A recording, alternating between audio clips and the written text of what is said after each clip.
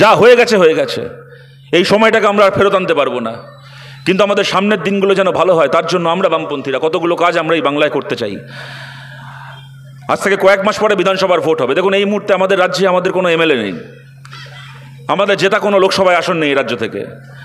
এমত অবস্থায় যদি এখানে দাঁড়িয়ে বলি আমরা সামনের ভোট হবে 0 থেকে 200 হয়ে যাব, তো আমি বলতে পারি বলার জন্য, মাইকে দাঁড়িয়ে অনেক কথাই বলা যায়, কিন্তু আমিও খুব জোরের সঙ্গে কথাটা মন থেকে বিশ্বাস করে বলতে পারবো না, আপনারাও খুব বিশ্বাস করে শুনবেন না। তাই আমি ওই সমস্ত কথার মধ্যে যাচ্ছি না। আমি এইটুকু বলছি, আমরা কত আসন পাবো না পাবো আপনারা ঠিক করবেন, সাধারণ মানুষ ঠিক করবেন।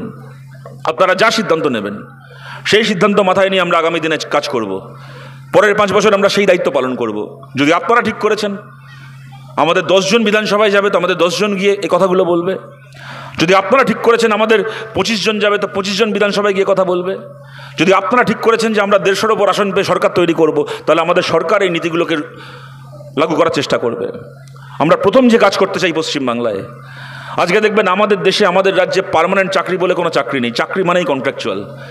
ঘরে ঘরে ছেলেমেয়েরা কাজ করছে, কারুর চাকরি স্থায়ী নয়। পড়াশুনো করে গ্র্যাজুয়েশন মাস্টার ডিগ্রি করছে, করে একটা 10,000 টাকা 12,000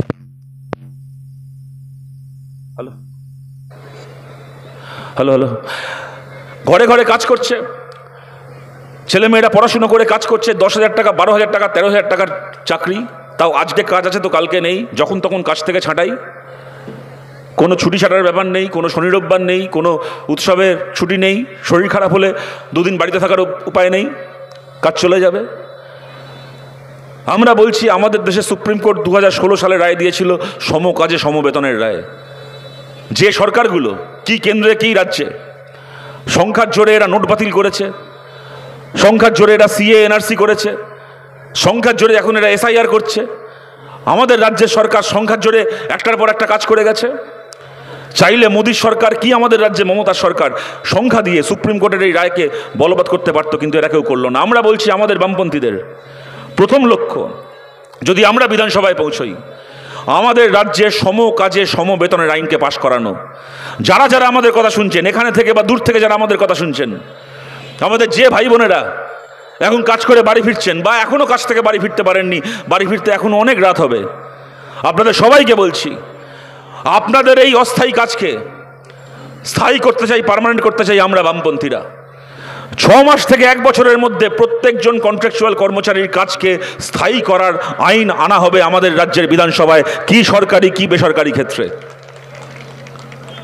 এবং আমরা বলছি যে সিভিক ভলেন্টিয়ারও যারা আছেন, যদি কোনো সিভিক ভলেন্টিয়ার ভাই বোন এখন আমাদের কথা শুনতে পান দূর থেকে দাঁড়িয়ে, বা এই মিটিংয়ের এখানে পুলিশ থেকে পোস্টিং করেছে, আপনাদেরকেও বলছি সিভিক ভলেন্টিয়ারের কাজ যারা করেন তারাও কেউ আমাদের শত্রু নন।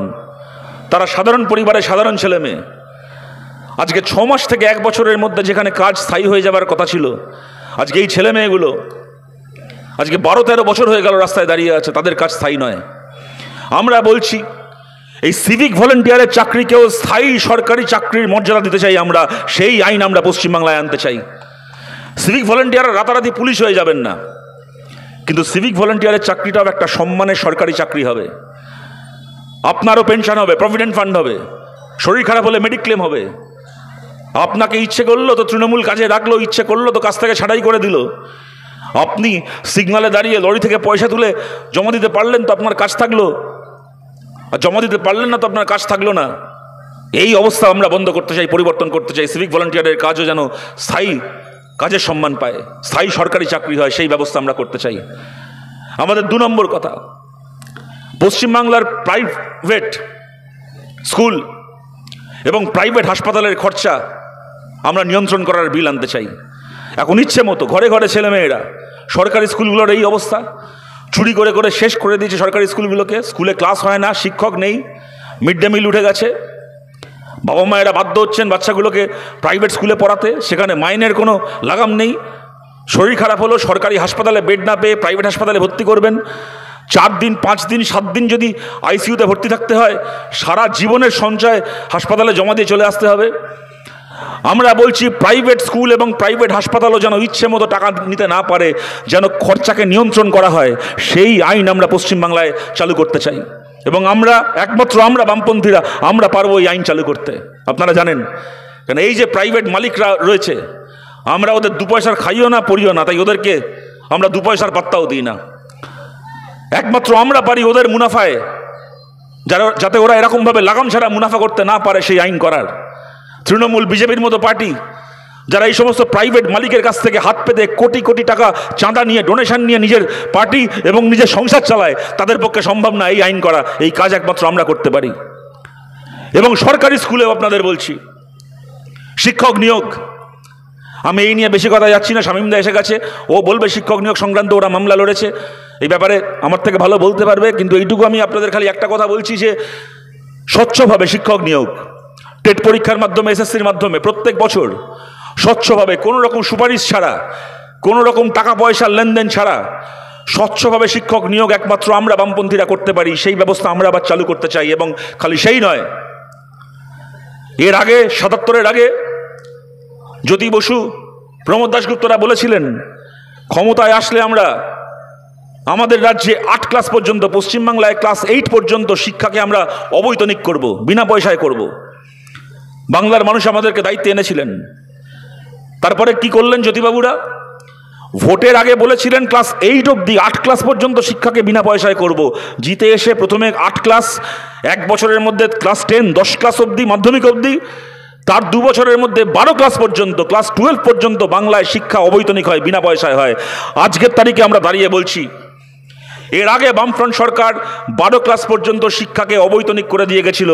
এইবার যদি আমরা আবার দায়িত্ব পাই, আমাদের রাজ্যে মাস্টার ডিগ্রি পর্যন্ত শিক্ষা সম্পূর্ণ অবৈতনিক হবে। গ্র্যাজুয়েশন, মাস্টার ডিগ্রি পর্যন্ত পশ্চিমবাংলার কলেজে এবং বিশ্ববিদ্যালয়ে ছেলেমেয়েরা বিনা পয়সায় পড়াশুনো করবে। আমাদের রাজ্যের ছেলেমেয়েদের পা থাক মাটিতে, কিন্তু তাদের মাথা আকাশকে স্পর্শ করুক, রাজ্যের সরকার তাদের পাশে থাকবে।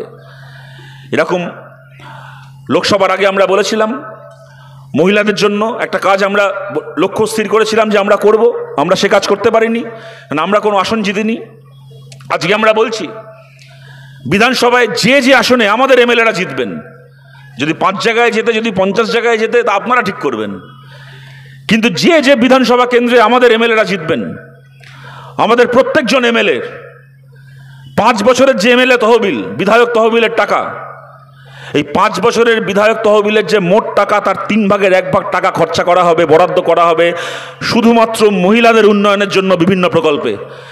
মেয়েদের জন্য আলাদা করে স্কুল তৈরি করা, মেয়েদের জন্য কলেজ তৈরি করা, মেয়েদের জন্য স্বাস্থ্যকেন্দ্র, বিশেষ করে গ্রামে গ্রামে যারা গর্ভবতী মহিলা, তাদের যাতে ডেলিভারি নিরাপদে করা যায়, আরও বিভিন্ন শরীর খারাপ, অসুখে বিসুখে যেন তারা ভালো চিকিৎসা পান, তার জন্য মহিলাদের জন্য আলাদা করে স্বাস্থ্যকেন্দ্র তৈরি করা, আইসিডিএস সেন্টারগুলোকে, অঙ্গনবাড়ি সেন্টারগুলোকে আরও শক্তিশালী করা, মহিলাদের বিভিন্ন সেলফ হেল্প গ্রুপ, বিভিন্ন ছোট ছোট কোঅপারেটিভ তৈরি করে তারা যাতে স্বনির্ভর হতে পারেন তার ব্যবস্থা করা, মেয়েদের জন্য karate coaching centre, kung fu coaching centre, tutorial centre বিনা পয়সায় তৈরি করা। এই কাজগুলো করার জন্য আমাদের 3 ভাগের 1 ভাগ টাকা প্রত্যেকজন এমএলএ তহবিলের টাকা বরাদ্দ হবে খালি আলাদা করে মহিলাদের উন্নয়নের জন্য এই প্রকল্পগুলোতে।